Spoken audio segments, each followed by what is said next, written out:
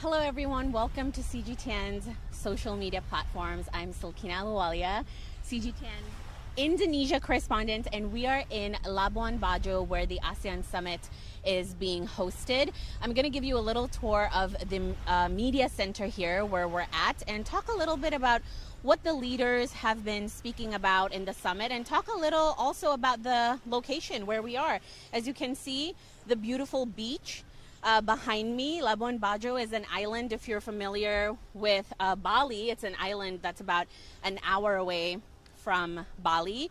We are in a hotel called Bintang Flores, and this is where the media center is held. So I am going to give you a little behind the scenes look at the media center here. So first, let's talk a little bit about Labuan Bajo as an island. This is basically the home of the Komodo dragons. I'm sure a lot of you watching this are familiar with the Komodo dragons, and we are actually about 30 minutes away from the Komodo island. We can usually get there by speedboat. And this ASEAN Summit being held in this location is actually very strategic, because this is one of the islands that the Indonesian government wants people to start looking at, and it's included under their program called 5 New Bali. So what you're seeing here right now is a view of the media center. So I'm trying not to be so loud because obviously a lot of TV channels here are doing lives, just like we are. It's definitely very warm here in Labuan Bajo, and as you can see, there's a lot of media outside here because our president, Indonesian President Joko Widodo, is going to hold a press conference very shortly. So let's talk a little bit about this program, 5 New Balis. And Labuan Bajo is one of the islands that the Indonesian government wants to increase tourism in. The other islands in Indonesia is Danau Toba in North Sumatra. This is the largest lake in Southeast Asia and, believe it or not, the deepest in the world. And then of course we have Borobudur Island, the famous temple that was built in 8th century AD. Bunaken, which is in Manado, this is famous for diving attractions. Mandalika in Lombok has amazing beaches, and Bangka Belitung. Okay, so we're gonna walk inside the media center, and so we can show you a little bit of what is happening inside. Okay, so we're gonna go through here. It's really warm today out here in Labuan Bajo, and wherever you're watching this, if you have any questions and if you have any comments, please feel free to leave them down below. I'm going to try to read your comments and questions wherever you are.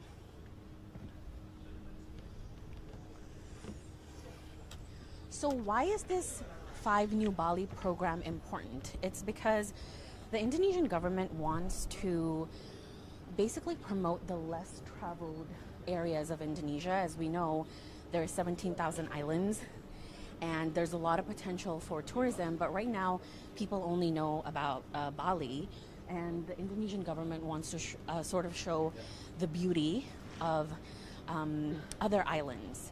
Okay, so as you can see at the media center, we also get free coffee, which is very important for journalists. And maybe we can sort of get you to walk here at the media center to just give you a little sneak peek of it. So I'm here with my colleague Robert Lin. He is giving you the updates on CGTN TV, and I'm here giving you updates on the CGTN social media platforms.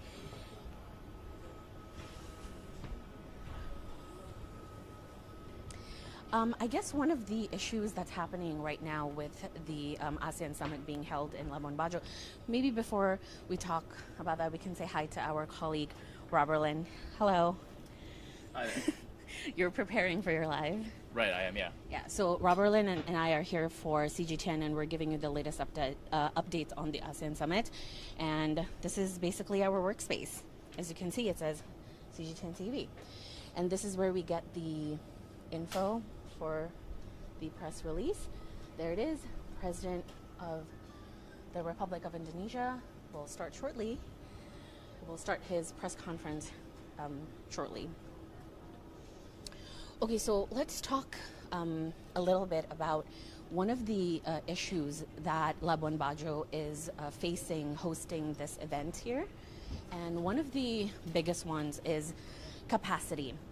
So, as you know, it is still very much a new island. This is the first time that it's hosting such an international event. And there's still a lot to learn for the Indonesian government. What we've heard on the ground is that there are a lot of hotels that actually have water issues.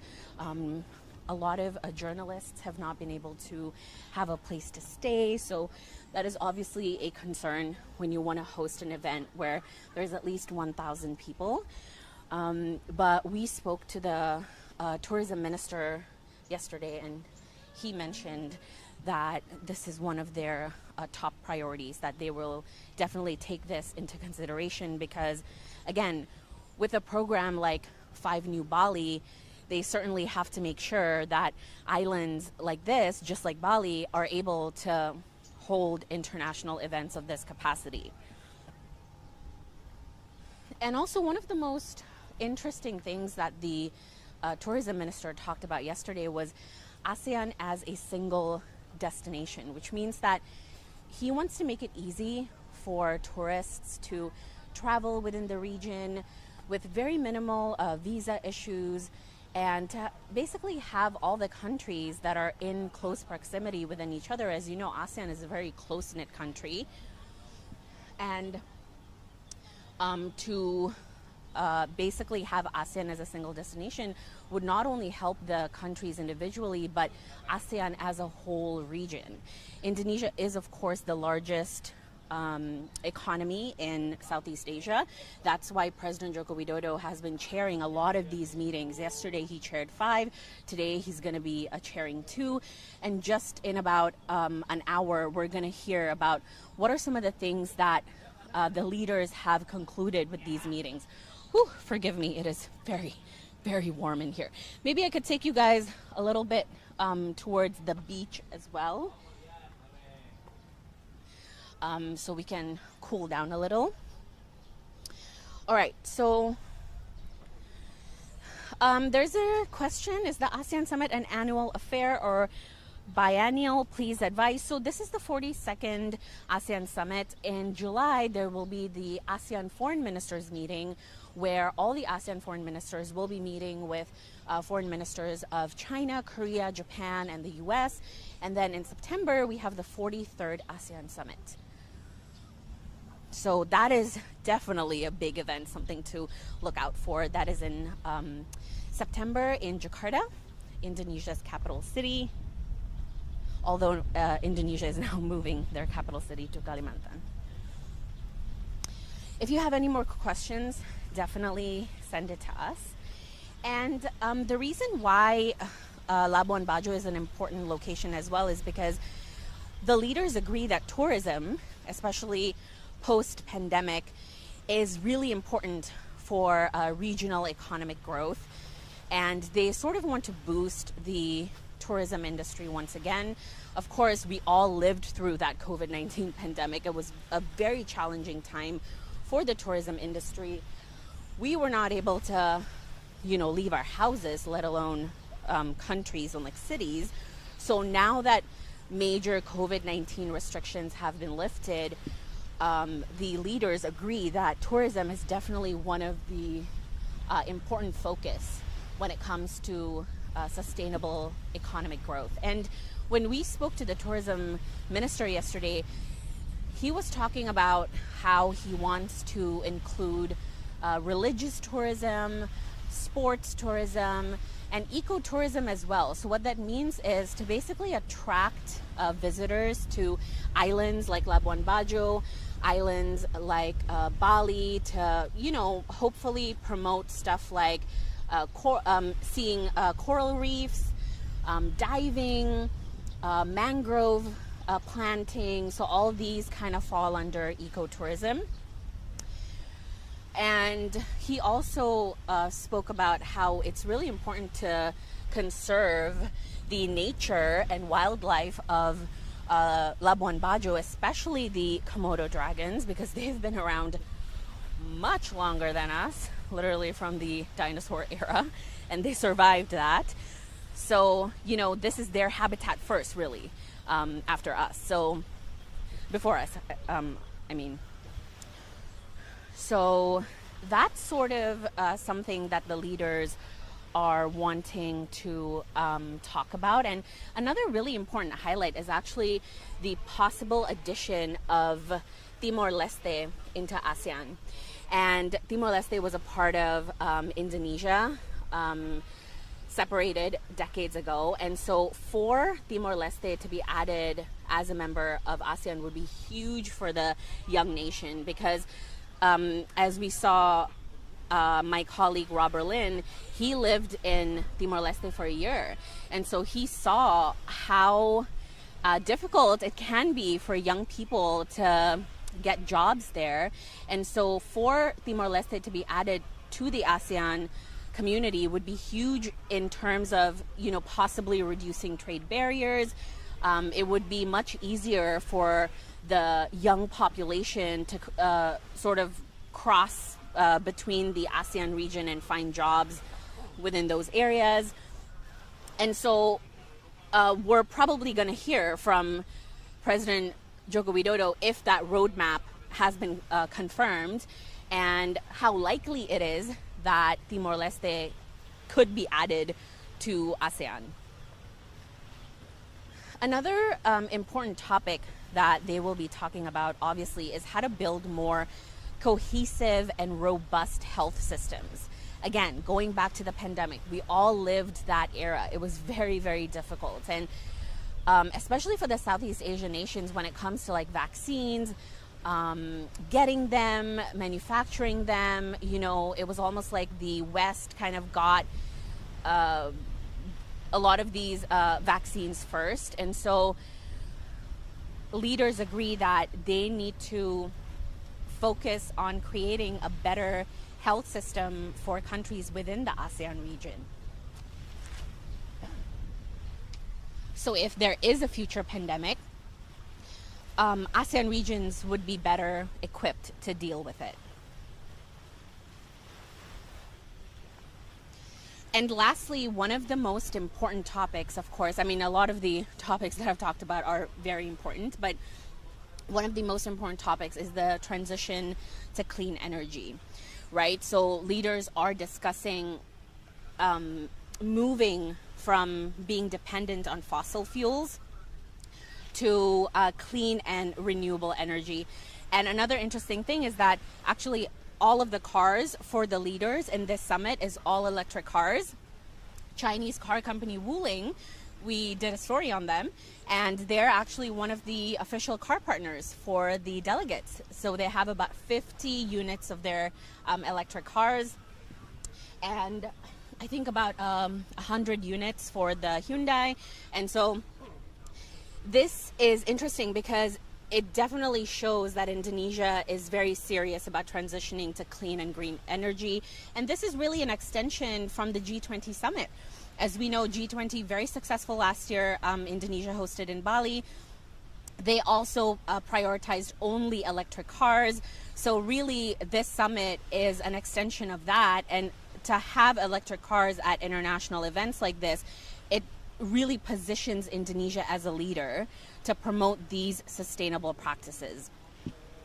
So if you guys have any more questions, I could certainly answer them. Ooh, okay. There is a lot of question coming. Yeah, so it is essential that Timor-Leste be allowed to be a part of ASEAN and benefit from being in the community of ASEAN members, certainly, because it is one of the youngest nations in the world. And as my colleague Rob Berlin says, it is very difficult for the youth to find jobs there. And so for them to be added to the ASEAN, it would be a huge help to their economy. They're actually very rich in resources, but many of them, or at least the majority of them, are actually being exported out, which leaves very little for themselves. Great to see ASEAN embracing the new future of EVs and also sustainable development. Absolutely, this is where it starts. With international events like this, it's really nice to see countries and leaders come together and make a pact, right? Because if we see electric cars at international events like this, it would make it even easier for people to start adopting EVs and also understanding the EV ecosystem. How many Komodo dragon is left, and are they in danger of extinction? I'm actually not sure about that. That's a good question. They're not in danger of extinction. Well, the Indonesian government almost closed the Komodo dragon island for fear of that. But conservationists are saying that it's not likely in the near future. But like the tourism minister said when we spoke to him, he said that it's very important that Indonesia takes conservation seriously.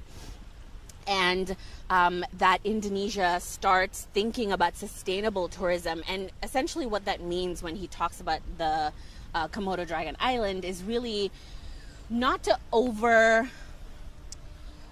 have over tourism in those kinds of places, to actually have a quota.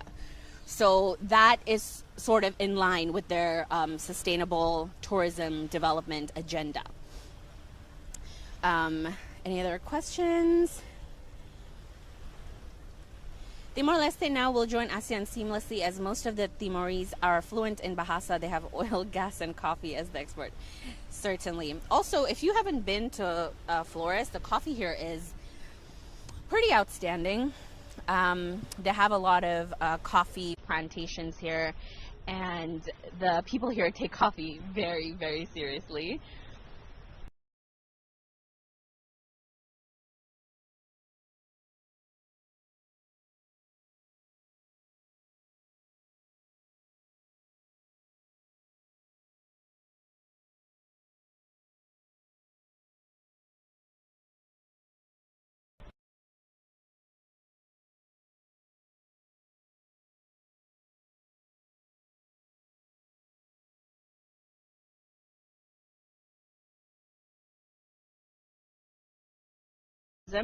That's something that the Indonesian government is working on and taking very seriously.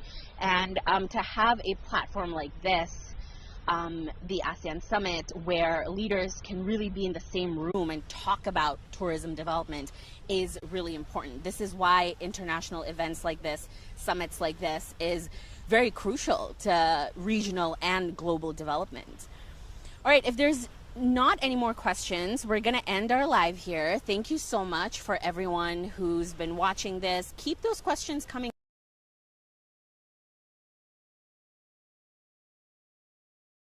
Lynn will continue to give you